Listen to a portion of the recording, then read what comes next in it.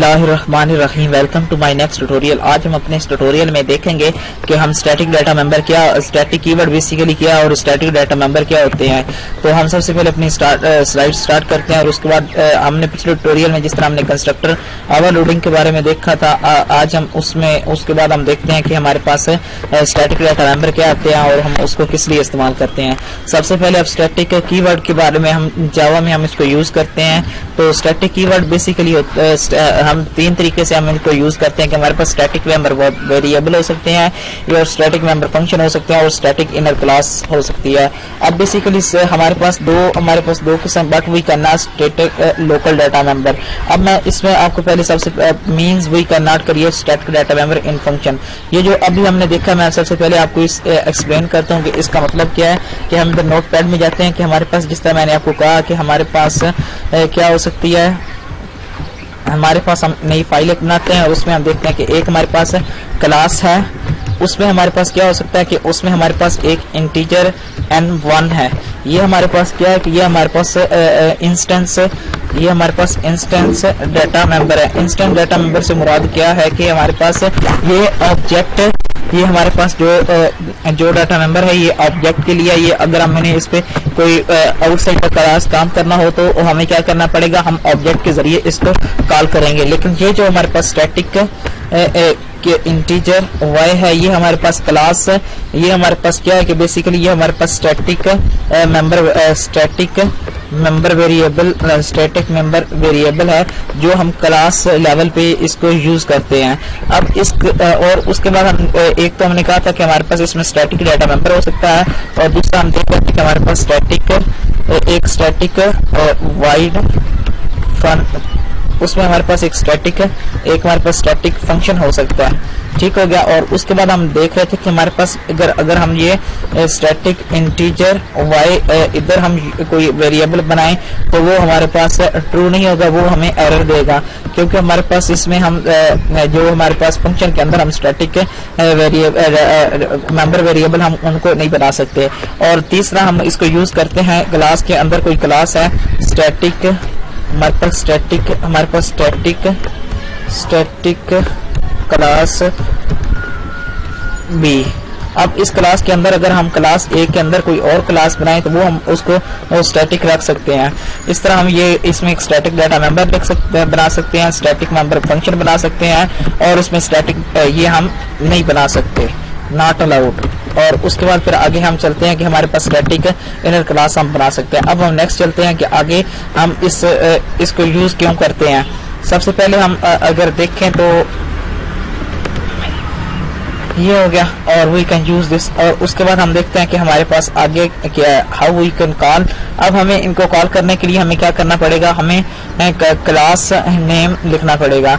जिस तरह अगर ये हमारे पास क्या है बेसिकली कि ये हमारे पास क्या है कि क्लास लेवल मेंबर वेरिएबल है, इनको कॉल करने के लिए हमें ऑब्जेक्ट की जरूरत नहीं पड़ती, इसलिए हम क्या करते हैं कि इनको क्लास के नेम के साथ डॉट ऑपरेटर लगा के हम कॉल करते हैं। जिस तरह हम अगर सिंपल देखें तो हमारे पास जो सिस्टम है, ये जो हम system dot out dot println करते हैं, उसमें हमारे पास क्या है कि सिस्टम हमारे पास एक क्लास है, आगे जो आउट है ये उसका एक स्टैटिक डाटा मेंबर है। और उसके बाद हम नेक्स्ट देखते हैं कि हमारे पास फर्ज करो जब हम इसमें हमारे पास एक बेसिकली होता क्या है कि हमारे पास जब ऑब्जेक्ट वगैरह बनाते हैं क्लास में, अगर हमारे पास जो नॉन डाटा मेंबर है, तो फर्ज करो हमारे पास नॉन डाटा मेंबर भी है और स्टैटिक मेंबर भी है, तो हमारे पास क्या होता है कि जो जितने भी नॉन स्टैटिक डाटा मेंबर हैं, जितने भी ऑब्जेक्ट उस क्लास से बनेंगे, उन सब के लिए अलग अलग मेमोरी एलोकेट होगी। लेकिन जो हमारे पास स्टैटिक डाटा मेंबर हैं होंगे उनको सिर्फ एक ही मेमोरी एलोकेट होगी, बेशक हमारा कोई ऑब्जेक्ट बने या ना बने। तो वो फिर हमारे पास क्या होता है कि जितने भी ऑब्जेक्ट हम क्रिएट कर रहे हैं उस क्लास के, वो उतने ही ऑब्जेक्ट उस सेम जो हमारे पास स्टैटिक डाटा मेंबर वेरिएबल को मेमोरी एलोकेट होगी वो सब यूज करें। फर्ज करें हमारे पास एक ऑब्जेक्ट है 1, उसमें हमने क्या किया हुआ है कि हमने उसमें एक नेम लिया हुआ है, हमने एक फर्ज कर क्लास बनाई है, उसमें एक नेम है और दूसरा एक नेम हमारे पास नॉन स्टैटिक डाटा मेंबर है और एक हमारे पास स्टैटिक डाटा मेंबर है। ये हमारे पास नेम है, हमने नॉन स्टैटिक डाटा मेंबर रखा हुआ है। लेकिन जब दूसरा ऑब्जेक्ट क्रिएट होगा तो फिर इसके लिए क्या होगा, तो नेम के लिए एक अलग उसको दोबारा फिर मेमोरी एलोकेट होगी। और फिर अगर फर्ज करो एक और ऑब्जेक्ट बनता है ऑब्जेक्ट 3, तो उसके लिए फिर भी वही नेम की उसको एक फील्ड मिलेगी। लेकिन जब हमारे पास जो नॉन स्टैटिक डाटा मेंबर है, फर्ज करो वो हमारे पास एक स्ट्रेंथ है, वो एक नॉन स्टैटिक डाटा मेंबर एक स्टैटिक डाटा मेंबर है जो हमारे पास स्ट्रेंथ है, ये एक स्टैटिक डाटा मेंबर है। ऑब्जेक्ट 1 भी उसको उससे वही लोकेट कर रहा होगा, ऑब्जेक्ट 2 भी, ऑब्जेक्ट 3 भी। ये तो हो गया ना हमारे पास के स्टैटिक जो मेंबर वेरिएबल है वो क्या करता है कि जितने भी वो सिर्फ उसको बैकएंड पे हमारे पास एक ही मेमोरी एलोकेट होगी, फिर जितने भी ऑब्जेक्ट होंगे वो उसके साथ उसको ही शेयर कर रहे होंगे। अब हम देखते हैं कि हम स्टैटिक मेंबर वेरिएबल को यूज कहाँ पे करते हैं। अब एक एग्जांपल से समझिए कि हमारे पास एक फैक्ट्री है, फैक्ट्री के हमें जो एम्प्लॉय जो भी काम करते हैं उसमें सीनियर है, जूनियर है, हमें जितने भी हैं उनके सिर्फ ना हमें एक उनके लिए छोटा सा काम करना है। हम उनके लिए कुछ करते हैं कि हमारे पास नेम उनका लेना है, उनकी सैलरी लेनी है, उनका एड्रेस लेना है और साथ हमने क्या करना है कि हमने टोटल स्ट्रेंथ लेनी है कि कितने उसमें वर्कर काम कर रहा है और साथ हमने ये देखना है कि हमारे पास जो फैक्ट्री का एड्रेस है वो भी हमने सेव करवाना है। अब हम क्या करते हैं कि हमारे पास जो हमारे पास एड्रेस है वो हमारे पास एक स्पेसिफिक है। हमारे पास जितने भी मेंबर जितने भी वर्कर होंगे सबके लिए एड्रेस तो सेम ही लेना है, या और साथ अगर टोटल नंबर हमने देखना है कि टोटल नंबर वहां पे कितने काम कर रहे हैं तो वो तो सबके लिए एक जैसे ही रहेंगे। तो फिर हम क्या करते हैं कि हमारे पास जो एड्रेस है और जो हमारे पास स्ट्रेंथ है टोटल, हम उनको क्या कर लेते हैं कि हम उनको स्टैटिक कर लेते हैं, कि बजाय कि हम हर ऑब्जेक्ट के लिए वो अलग अलग डाटा इंसर्ट करवाएं कि ऑब्जेक्ट 1 के लिए भी फर्ज करो हमें वो और साथ हमें उसका एड्रेस इंसर्ट करने कराएं, फिर उसके बाद टोटल नंबर भी अलग बनाएं। तो इससे क्या होगा कि हमारे पास एक तो मेमोरी कंज्यूम होगी और एक हमारे पास टाइम कंज्यूम होगा। तो हम सिंपली क्या करते हैं कि हम उन जो हमारे पास टोटल स्ट्रेंथ है और जो उसका फैक्ट्री का एड्रेस है हम उसको क्या करते हैं कि हम उनको स्टैटिक बना देते हैं। अब स्टैटिक सिर्फ इंटीजर नहीं हो सकता, स्टैटिक डबल भी हो सकता है, कोई मेंबर वेरिएबल कोई स्ट्रिंग भी हो सकती है। ये हमारे पास हम उसको डिफरेंट और उसके बाद फिर हम क्या करेंगे, वो जितने भी ऑब्जेक्ट होंगे हम वो क्या यूज करेंगे, वो हमारे पास जो एड्रेस को भी वही यूज कर रहे होंगे और टोटल हम उसमें टोटल भी वही यूज कर रहे होंगे। अगर यूनिवर्सिटी के स्टूडेंट की देख लें तो यूनिवर्सिटी का एक एड्रेस सेम रहेगा, हम उसको क्या करेंगे, हम उसको उसको स्टैटिक बना देंगे एड्रेस को। और उसके बाद अगर टोटल स्ट्रेंथ देखनी है यूनिवर्सिटी की तो उसके लिए भी हम एक पूरी बना देंगे, हम वही एक स्टैटिक बना देंगे। तो वो क्या होगा, उससे हम बजाय कि हर ऑब्जेक्ट के लिए एक अलग क्रिएट करें तो हम सिंपली क्या करेंगे कि हम एक ही स्टैटिक डाटा मेंबर ले लेंगे और उसके बाद फिर तमाम जितने भी ऑब्जेक्ट होंगे उसको लोकेट करेंगे। अब सबसे पहले हम आते हैं कि हम इसको यूज किस तरह, हम इसको इंप्लीमेंट किस तरह करते हैं। हम अपनी एक फाइल ओपन करते हैं और वहां पे क्या करते हैं, एक नई फाइल बनाते हैं जिसमें मैं कहता हूँ कि एक जावा की एप्लीकेशन बना रहे हैं और उसमें क्या बना रहे हैं, स्टैटिक डाटा मेंबर की बना रहे हैं हम। अब नेक्स्ट करते हैं कि हमने इसको फिनिश किया और फिर हमने क्या किया कि हमने एक क्लास बनाई। अब एक क्लास है हमारे पास एम्प्लॉय की हमने क्लास एक रखी और उसके बाद फिर हमने क्या किया कि हमने इसका एक इंटीजर सैलरी ले ली उसकी सिर्फ, और साथ हमने क्या किया कि हमने इंटीजर सैलरी की बजाय उसका स्ट्रिंग नेम ले लिया और उसके बाद साथ हमने फैक्ट्री का एड्रेस ले लिया। तो हम क्या करते हैं कि हम उसको स्टैटिक कर देते हैं, स्टैटिक। अब हम स्टैटिक किसको करना है, अब ज़हन में रखिए कि हमने स्टैटिक करनी है स्ट्रिंग एफ एड्रेस और उसके बाद फिर हम क्या करते हैं कि हम इसको इनिशियलाइज करा देते हैं, जो हमारे पास एक कंस्ट्रक्टर बनाते हैं एम्प्लॉय, और उसके बाद फिर हम उसमें क्या करते हैं कि ये जो हमारे पास एड्रेस होगा, अब हम क्या करते हैं कि हमारे पास ये जो एफ एड्रेस है हम इसको इनिशियलाइज फर्स्ट करवा देते हैं कि एड्रेस इसको दे देते हैं कि सरगोदा नियर वापटा टाउन। उसके बाद फिर हम क्या करते हैं कि हम एक मेथड बनाते हैं जिसमें हम डाटा इनपुट करवाएंगे और हम 2 पैरामीटर इसमें पास कर लेते हैं।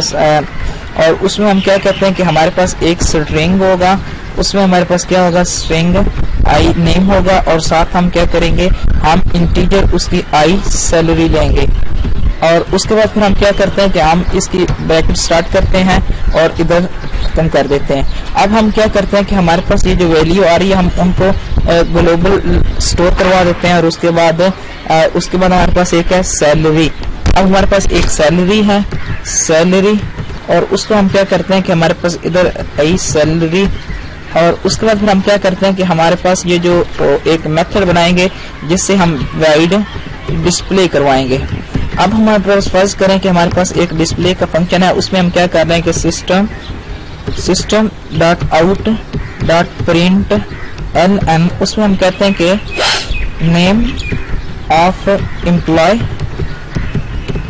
नेम ऑफ एम्प्लॉय क्या है कि हमारे पास प्लस नेम हो गया। और उसके बाद फिर हम क्या करते हैं कि हम इसको करते हैं कॉपी और आगे इसको पेस्ट कर देते हैं। कंट्रोल सी किया हमने, और उसके बाद फिर हम आगे क्या कर रहे हैं कि आगे हम इसको इधर पेस्ट कर देते हैं। तो एक दफा फिर पेस्ट कर देते हैं। अब हमारे पास क्या है, नेम ऑफ एम्प्लॉय आ गया, आगे सैलरी ऑफ एम्प्लॉय आ जाएगी। तो इधर हम क्या लिखेंगे, सैलरी, ये हमारे पास इधर से खत्म करते हैं, और SALARY सैलरी आ गई। और इधर हमने क्या करना है कि हमारे पास एड्रेस है, एड्रेस अब किसका है हमारे पास, ये हमारे पास एड्रेस पे F एड्रेस है हमारे पास, ये हमारे पास F एड्रेस है। और उसके बाद फिर हम क्या कह रहे हैं कि ये इधर हमारे पास सिस्टम के स्पेलिंग भी गलत है। चलो इधर एड्रेस ऑफ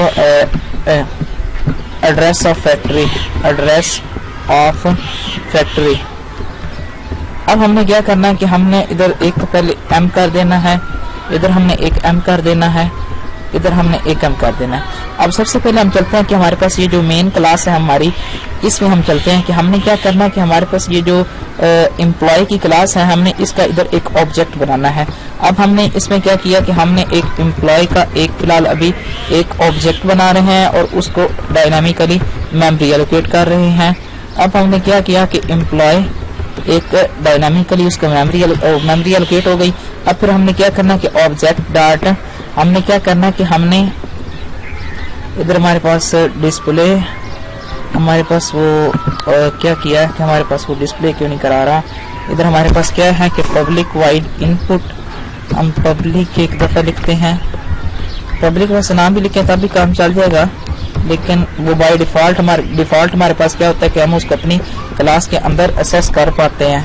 तो मैं इसको दोबारा देखता हूँ, ये हमारे पास ऑब्जेक्ट डॉट, हमारे पास क्या है इनपुट, ये हमारे पास इनपुट आ गया है। ये जी इधर हम नेम दे देता हूँ, मैं दे देता हूँ MUH8 मोहम्मद, एक वारिस दे देता हूँ, और आगे सैलरी दे देता हूँ। इधर मैं इसको दोबारा फिर अभी मैं इसको क्या करता हूँ, ऑब्जेक्ट डॉट शो करवा देता हूँ, शो, ये डिस्प्ले है हमारे पास। अब हम क्या करते हैं कि हम दोबारा फिर क्या करते हैं, हम एम्प्लॉय का एक दोबारा फिर एक ऑब्जेक्ट बनाते हैं, एम्प्लॉय का एक ऑब्जेक्ट OBJ1 बनाया और न्यू किया। और उसके बाद फिर हमने क्या किया कि हमने एम्प्लॉय, और उसके बाद फिर हमने ये लगा दिया। अब सबसे पहले हम इसी एक ऑब्जेक्ट पे देखते हैं कि एक ऑब्जेक्ट पे काम क्या होता है। तो हमारे पास ये जो क्या हो गया है, हमारे पास हमने क्या किया, कंट्रोल S किया इसको, और इसको क्या करते हैं कि